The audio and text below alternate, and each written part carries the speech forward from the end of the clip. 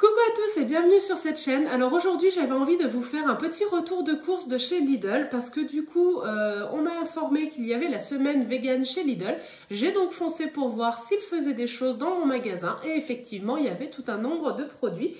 Donc j'ai quasiment tout pris, vous allez voir, à l'exception d'un ou deux trucs parce que je savais que j'allais pas aimer et j'avais pas envie de prendre des choses que je n'allais pas manger. Donc on commence tout de suite par ce que j'ai pris le plus, c'est du tofu. Parce que du coup, il était vraiment à un prix intéressant. Je vous mettrai les prix à l'écran au fur et à mesure. J'en ai pris 6. Donc j'en ai pris 2 au basilic, j'en ai pris 2 marinés et 2 fumés.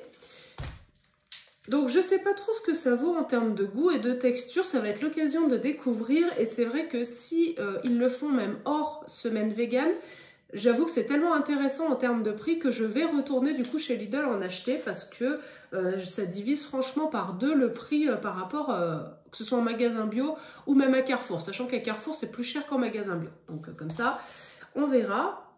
Au niveau des ingrédients, on n'est pas trop mal. Globalement, dans ce que j'ai pris, c'est pas pire. Voilà, ça reste des produits transformés, mais il n'y a pas non plus trop de choses à ajouter. Donc, c'était un peu ce que je craignais.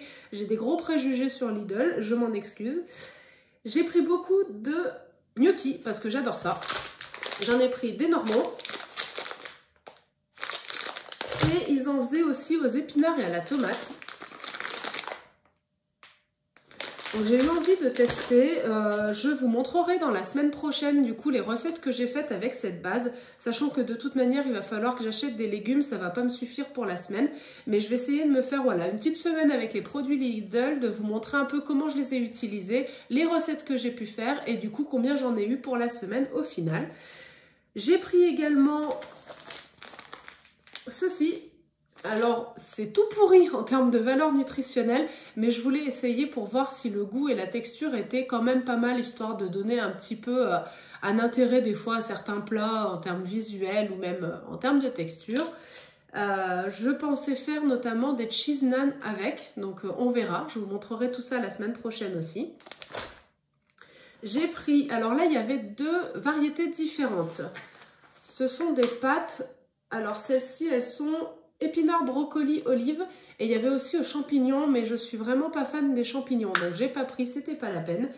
Et je pense que je ferai ça avec une sauce et des légumes, on verra bien. Elles cuisent assez rapidement, en 3 minutes, donc c'est assez intéressant. Et la boîte, il y en a largement pour 2 repas, je pense.